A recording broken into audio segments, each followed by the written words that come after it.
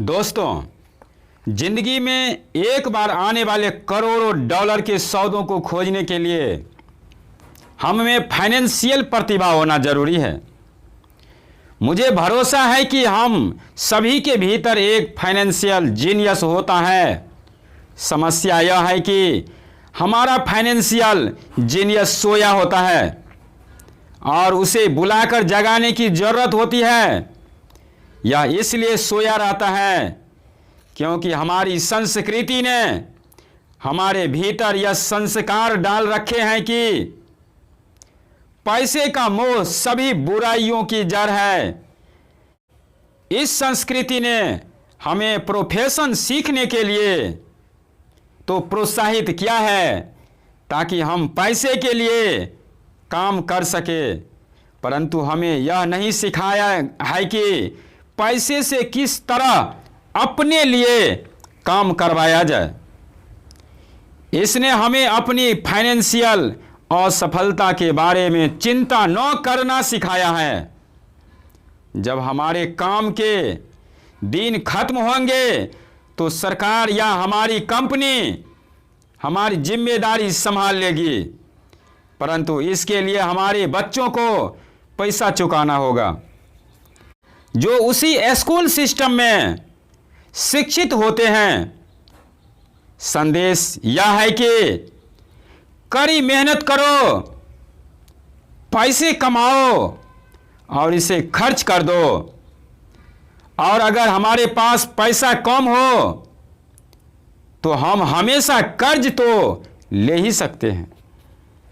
दुर्भाग्य से पाश्चात्य समाज के 90% से ज़्यादा लोग इस सिद्धांत का पालन करते हैं, और ऐसा केवल इसलिए होता है क्योंकि नौकरी ढूंढना और पैसे के लिए काम करना ज़्यादा आसान होता है। अगर आप इस भीड़ में से एक नहीं हैं तो मैं आपके फाइनेंशियल जीनियस को जगाने के लिए नीचे लिखे 10 कदम दे सकता हूं। मैं आपको केवल वही कदम बता रहा हूं जिन पर मैं चला हूं। अगर आप इनमें से कुछ पर चलना चाहते हैं तो बहुत अच्छा। अगर आप इन पर नहीं चलना चाहते तो आप खुद के कदम बना लें। आपका फाइनेंशियल जीनियस इतना स्मार्ट होता है कि आप अपनी खुद की सूची बना सकते हैं। जब मैं पेरू में था तो 45 वर्ष के सोने की खुदाई करने वाले से मैंने पूछा कि उसे इतना भरोसा क्यों है कि उसे सोने की खदान मिल जाएगी। उसने जवाब दिया, सोना तो हर जगह है, ज़्यादातर लोगों की आंखें इसे नहीं देख पाती। और मैं कहूँगा कि यह सच है। रियल एस्टेट में मैं बाहर जा सकता हूं और 4 या 5 संभावना भरे सौदे कर सकता हूं, जबकि औसत व्यक्ति बाहर जाकर खाली हाथ लौट सकता है। जबकि हम दोनों एक ही इलाके में जाते हैं। इसका कारण यह है कि उन्होंने अपने फाइनेंशियल जीनियस को विकसित करने के लिए समय नहीं दिया। मैं आपको नीचे 10 कदम बता रहा हूं जो ईश्वर द्वारा दी गई ताकतों को विकसित करने की प्रक्रिया है। ये ऐसी ताकतें हैं जिनका नियंत्रण केवल आप कर सकते हैं।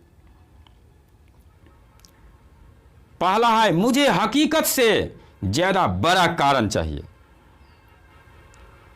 आत्मा की शक्ति। अगर आप ज्यादातर लोगों से पूछेंगे कि क्या वे अमीर या आर्थिक रूप से स्वतंत्र होना चाहेंगे तो वे हाँ कहेंगे, परंतु फिर हकीकत हावी हो जाती है। यह सड़क बहुत लंबी नज़र आती है और इस पर बहुत सी टेकरियाँ भी दिखती हैं जिन्हें पार करना होगा।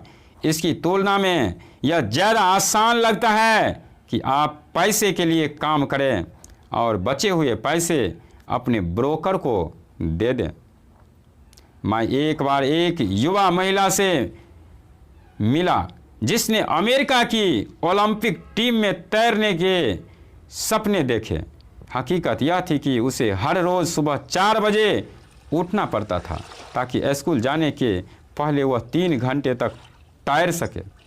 शनिवार की रात को वह अपने दोस्तों के साथ पार्टी में भी नहीं जाती थी। उसे हर एक की तरह पढ़ाई करके अपने परीक्षा परिणाम पर भी ध्यान देना होता था।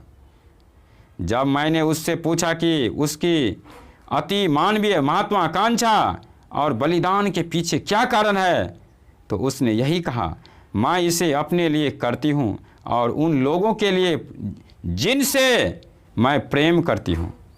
प्रेम ही मुझे सभी बाधाओं और बलिदानों के लिए तैयार करता है।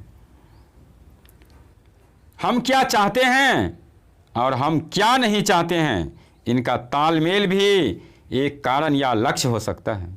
जब लोग मुझसे पूछते हैं कि अमीर होने की इच्छा के पीछे मेरा कारण क्या था, तो यह गहरी भावनात्मक इच्छाओं और अनिच्छाओं का संयोग है। इसका दूसरा पॉइंट है, मैं हर दिन विकल्प चुनता हूं।